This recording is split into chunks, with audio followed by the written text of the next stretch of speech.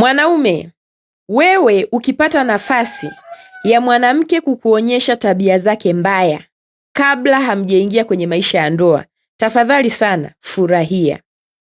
Jifunze kufurahia tabia ambazo mwanamke anakuonyesha mapema kabisa kabla hujafanya maamuzi ya kumuoa, kabla hujafanya maamuzi ya kuingia naye kwenye ndoa. Hizo tabia wezi furahie hata kama ni mbaya. Unaona wazi uko na mwanamke ambaye hakuheshimu. Ukiongea neno moja, anaongea maneno 60. Ukizungumza anakupandilia kwa juu, anakukatisha. Unaona kabisa huyu mwanamke hana subira, heshima kwake hakuna. We furahi. Unaona kabisa wazi mwanamke anakwambia mimi usinipangie, hujanioa. Ukinioa ndio nitakuwa kama unavyotaka. Unajaribu kumpangilia, kumweka kwenye misingi yako, anakataa mapema kabisa kwenye mahusiano. We furahia tu. Jifunze kufurahia hizo tabia ambazo mwanamke anakuonyesha, kwa sababu hizo zitakupa nafasi ya wewe kufanya maamuzi yaliyo sahihi. Mwanamke anakusaliti kwenye kipindi cha uchumba. Furahia, kwa sababu ni afadhali umelijua hili mapema kabla hujafanya maamuzi ya kuishi na huyu mtu kwenye nyumba yako. Kabla hujajiingiza kwenye kifungo kwa huyu mtu, amekuonyesha mapema yeye sio mwanamke huyo uliokuwa unamtafuta. Mbona ni swala la kufurahia tu? Kwa nini uumie? Mtu una nafasi ya kuamua maamuzi tofauti. Kwa nini uumie? Hujamuoa. Yani unakuwa bado hujachelewa kubadilisha mawazo yako. Nawaambia ukweli wanaume, jifunzeni kufurahia tabia mbaya ambazo mwanamke anakuonyesha mapema. Unakuta mimi natafutwa. Mwanaume anakwambia madam, mimi nina mchumba wangu, nimeshaenda kwao kumtolea posa, lakini simuelewi. Mwingine anakutafuta anakwambia madam, mimi nimeshamtolea mpaka mahari mke wangu, siku ya harusi imepangwa kabisa. Siku ya ndoa yetu kanisani imepangwa, lakini nimemfumania, amenisaliti. Mimi nasemaga furahia mtu amekuonyesha mapema. Kuna watu leo hii wanalia huko kwenye ndoa. Ni afadhali mtu akuonyeshe makucha yake mapema, uelewe kwamba huyu mtu sio mtu niliyekuwa namtaka, kuliko mtu ajifiche halafu ukaanza kwenda kuishi naye kwenye ndoa iliyovunjika. Yani mkaanza kuishi watu ambao hamuelewani, ukaanza kuishi na majuto ndani ya moyo wako. Mshukuru Mungu mtu anapokuwa na nafasi ya kukuonyesha tabia zake mapema. Wewe kama mwanaume umeingia kwenye mahusiano na mwanamke, umekuwa ni mwanaume mzuri kwake, umemwona na changamoto 1, 2, 3, unakaa chini unamuelimisha, hebu jirekebishe kwenye hivi vitu. Anakwambia usinipangie, wewe hujanioa wala wazazi wangu hawakufahamu wala nini na nini. Yani mwanamke anakujibu majibu mengi sana ya jeuri. Furahia vizuri kabisa. Ona ni jambo zuri kwako kulifahamu. Yani jiambie kabisa, Mungu asante kwa kuwa nimelijua hata hili. Pengine sikujua kama huyu mwanamke ana majibu mabaya kiasi hiki. Mapema kabisa ameshaanza kukuambia usinipangie. Mimi tu mamangu mwenyewe anipangie. We nani? Ukinioa nitafuata sheria zako. Kwa sasa niache niishi vile ninavyotaka. Mapema kabisa kisha kuonyesha hivyo, furahia. Kwa sababu una nafasi ya kuamua maamuzi mengine tofauti. Kwa sababu hujachelewa. Kwa sababu una uwezo wa kuamua kubadilisha. Unabadilisha gia pale pale. Una uwezo wa kurudi nyuma ukaanza upya, ukajipanga upya. Mwache mtu akuonyeshe tabia zake. Unaumia wakati mtu uko kwenye nafasi ya kuweza kubadilisha. Kuna wanaume leo wanaumia wako kwenye ndoa. Watu wanaumia wanashindwa kutoka kwa sababu wana watoto. Watu wanaumia wanashindwa kutoka kwa sababu anawahurumia watoto wake. Lakini wewe leo hii una nafasi. Furahia. Mtu ameamua mwenyewe kukuonyesha yeye ni nani. Wewe ni nani upinge? We furahia, sema Mungu asante kwa kuwa umenionyesha hata hiki.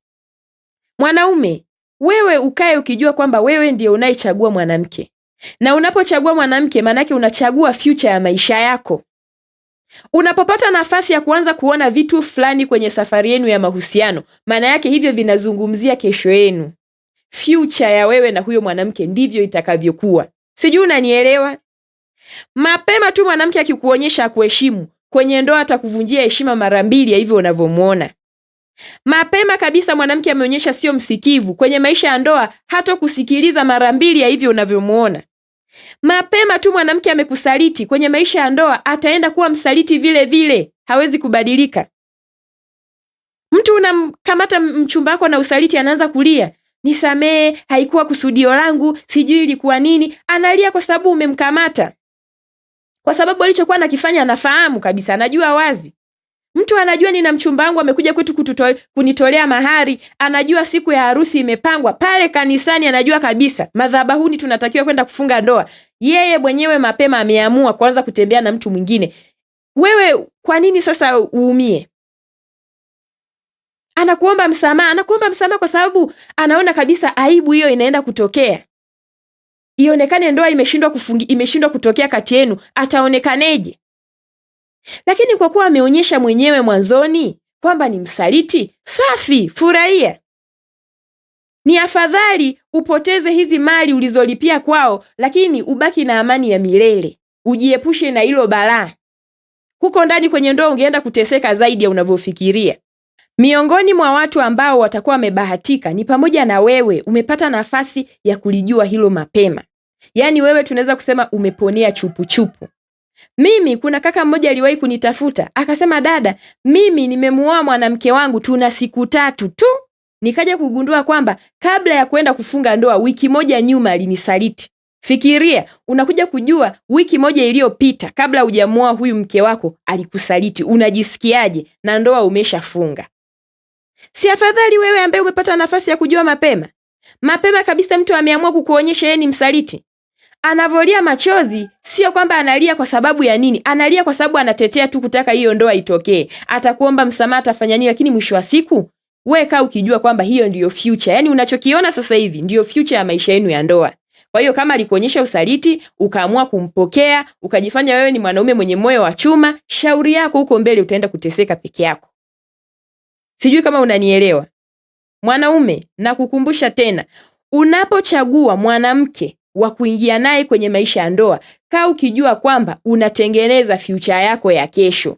Kwa hiyo unapoona tu complications zimekuwa nyingi kwenye mahusiano huku, mambo yamekuwa mengi, kuna vitu unaviona, kaa ukijua hiyo ndiyo future inajitafsiri huku mapema kabla hujapotea. Ukifika huko mbele atabaki tu majuto, lakini ulishaona mapema kwamba kitakachotokea kesho ni nini. Sijui kama unanielewa. Nikizungumza hivi, pengine mwanamke anaweza akaniuliza kwamba kwani yeye hana haki ya kuchagua mchumba? Mimi naomba nikwambie kitu kimoja. Mwanamke hutakiwi kuchagua mwanaume. Mimi huwa nashangaa sana nikikutana na mwanamke anasema, mimi siwezi kuolewa na mwanaume wa hivi, nataka mwanaume wa vile, nataka mwanaume mwenye hiki, sitaki mwanaume mwenye hiki. Wewe kuchagua mwanaume sio kazi yako. Nani amekwambia wewe unatakiwa kuchagua mwanaume? Kazi ya mwanamke ni kumkubali yule mwanaume aliyekuchagua. Yaani wewe mwanamke unachaguliwa. Wewe huwezi kumchagua mwanaume. Ngoja nikuwekee mfano kidogo. Mwanaume anaweza kawa anatakiwa kuoa ndani hata ya wiki 2 na akafanikiwa kuoa ndani ya wiki 2. Lakini wewe mwanamke hata upewe miezi 4, ukasema kwamba nataka ndani ya miezi 4 niolewe, huwezi kuolewa kwa sababu maamuzi ni ya mwanaume. Mwanaume yeye ndo anayetafuta kukuoa wewe. Sijui kama unanielewa. Na kwa nini wewe mwanamke hutakiwi kuchagua mchumba? Wewe mwanamke hutakiwi kuchagua mchumba kwa sababu wewe unachaguliwa, lakini pia wewe unatakiwa kuzingatia future. Hii ninayoizungumzia future, kwamba sisi na mimi na mwanaume huyu tunakwenda wapi. Mwanaume anatakiwa kuzingatia hii background yako, na ndio maana unaona nimemwambia mapema, kama kuna tabia mbaya anaziona juu yako wewe mwanamke mapema, hayo ndio maisha yenu ya kesho. Lakini kwa mwanaume haiko hivyo. Najua mmeshaaminishwa mara nyingi sana, nimekuwa nikisikia watu wakisema hivyo, lakini naweza nikakwambia maisha hayana formula kwenye baadhi ya vitu. Kwa mfano, umekuwa ukisikia wanakwambia kwamba wewe mwanamke ukipata nafasi ukaona kabisa huyu mchumba uliye naye ana kama mwanamke kingine pembeni, kimbia, kwa sababu kwenye maisha ya ndoa utaenda kulia. Lakini maisha hayako hivyo. Huwezi kuamini, maisha hayako hivyo. Kuna watu waliolewa na wanaume ambao walikuwa wamenyoka kabisa, hawana mambo mengi, wakaenda kubadilikia ndani ya ndoa. Na hakuna kitu kibaya kwa mwanaume kama hicho. Yaani huyo mwanaume kwenye ujana wake yeye alikuwa amepoa tu, hajui vitu vingi, akaanza kuvijulia yuko ndani ya ndoa. Hao ndio wale wanaoanzaga kuwa malimbukeni, ambao wanaanzaga hadi kutelekeza familia. At least mwanaume ambaye ameexperience vitu fulani kwenye ujana wake, yeye akiamua kuoa akaamua kutulia, anatulia vizuri kabisa. Sio kwamba ninazungumza tu, nimeshawaona wengi sana ambao labda kwa kipindi hicho kabla hawajaoa tulikuwa tunawashangaa kwa tabia walizokuwa nazo. Unakuta mtu ana mwanamke huyu mpaka watu wanajiuliza hivi huyu mtu itakuwaje? Lakini anakuja kuoa, anatulia kama sio yule. Unajua wanaume unaweza ukawalinganisha na nyoka kwenye upande wa kujivua tabia zao. Wanaume wanaweza wakavua lile gamba la ujana wakaliacha kabisa na wasikumbuke. Mimi nimeshakutana nao wengi sana. Ninaweza kusema 1% kubwa ya wanaume huaga wanabadilika sana wanapoamua kuoa. Lakini kinachowabadilishaga kurudia tabia zao za zamani ni sisi wanawake. Naweza nikakwambia kabisa 1% kubwa, kwa sababu mimi nimekaa hapa nimepokea mambo ya watu wengi sana. Mtu anakwambia wazi, mimi nilipoamua kuoa niliamua kutulia kabisa, nikasema sasa hivi nimebahatika mke, acha nikae niachane na haya mambo mengine. Lakini nilirudi kule kwa sababu ya mwanamke. Mwanamke kuna vitu alikuwa anavifanya. Nikaona sasa mbona kama sasa hivi huu ustaarabu unaniumiza mimi mwenyewe.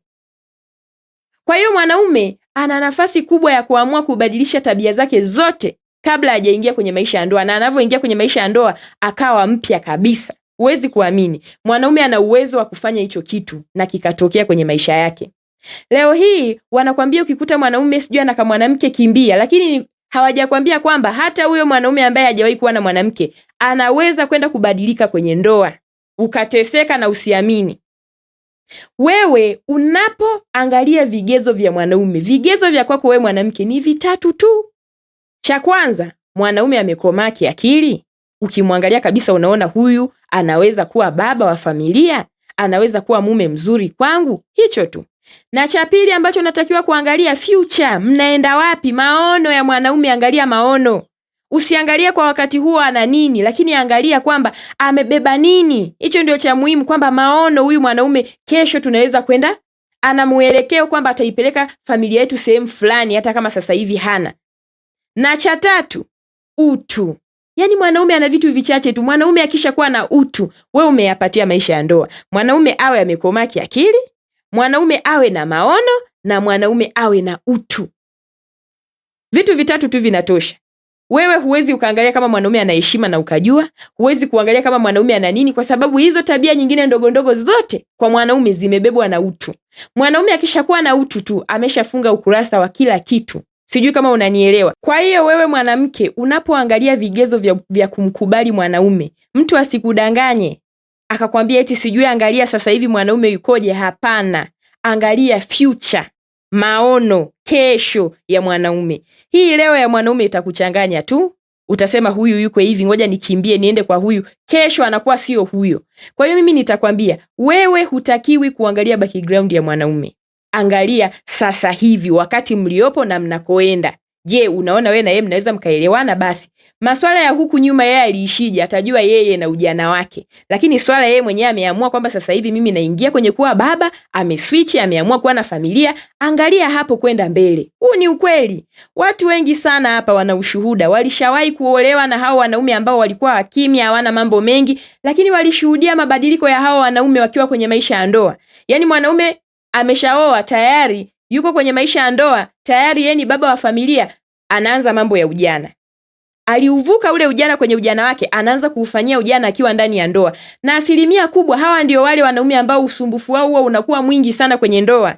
Wanakuaga anashindwa kujicontrol. Yeye akishapata mwanamke mwingine huko nje anachanganyikiwa, anaona kama amepata sijui. Yaani anaona kama vile ni kitu cha ajabu sana kupata mwanamke mwingine, na wakati mwingine anaanza kujilaumu, anaona kama amewahi mno kuoa. Unakuta mwanaume ameoa ndo anaanza kupenda kwenda disco nini. Yaani anapenda kufanya vitu vile vya kitoto. Kwa hiyo mimi nikwambie tu mwanamke, mimi ukiniomba ushauri wangu binafsi, nitakwambia kwamba olewa na mwanaume aliyepitia mapito ya ujana na akaamua kuutoa ujana, kwamba na uaga huu ujana, nataka niingie kwenye kuwa baba wa familia. Nitakushauri hivyo. Lakini wakudanganye kwamba eti angalia muonekano wa mwanaume, sijui hana mwanamke hana nini, kwamba ndio itakuwa ni sababu ya yeye kunyoka moja kwa moja. Mimi siwezi nikakushauri kwa hilo. Wanaume wengi sana unawaona leo wametulia, ni baba bora kwenye familia zao, sio kwamba kwenye ujana wao hawakuwa na mapito. Walikuwa nayo na waliamua kuyaacha huko kwenye ujana, wakaingia kwenye maisha ya ndoa, maisha yakasimama. Na hawa wanaume hata kama wanakuaga na changamoto, wengi wao wanakuaga wamekomaa kiakili, wanajua kubalance mambo.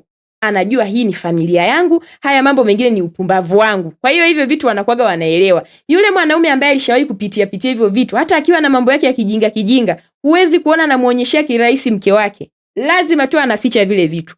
Tofauti na huyu ambaye yeye aliingia kwenye maisha ya ndoa ndio akaanza kuufahamu ujana. Yaani huyu yeye kuonyesha ujinga inakuwaga ni vitu vya kawaida, kwa sababu yeye ni limbukeni, tunasema anakuwa ni limbukeni wa vitu fulani, ni vigeni kwenye maisha yake.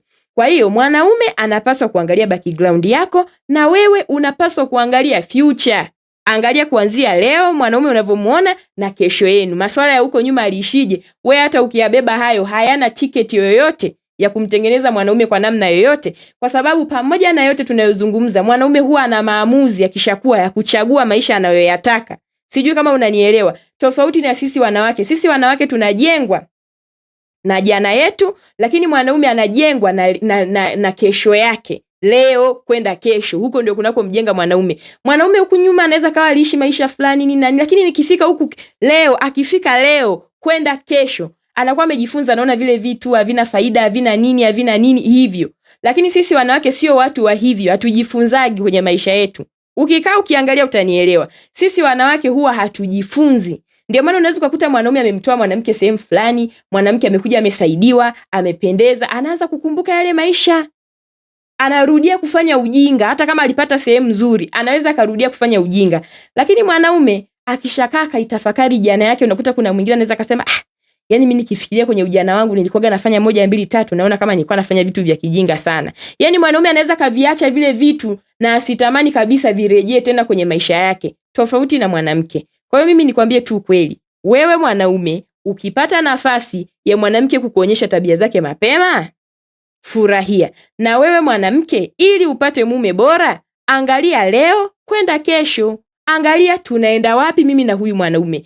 Hii jana ya mwanaume haiwezi kuamua chochote kuhusu huyu mwanaume wa leo. Sijui kama umenielewa.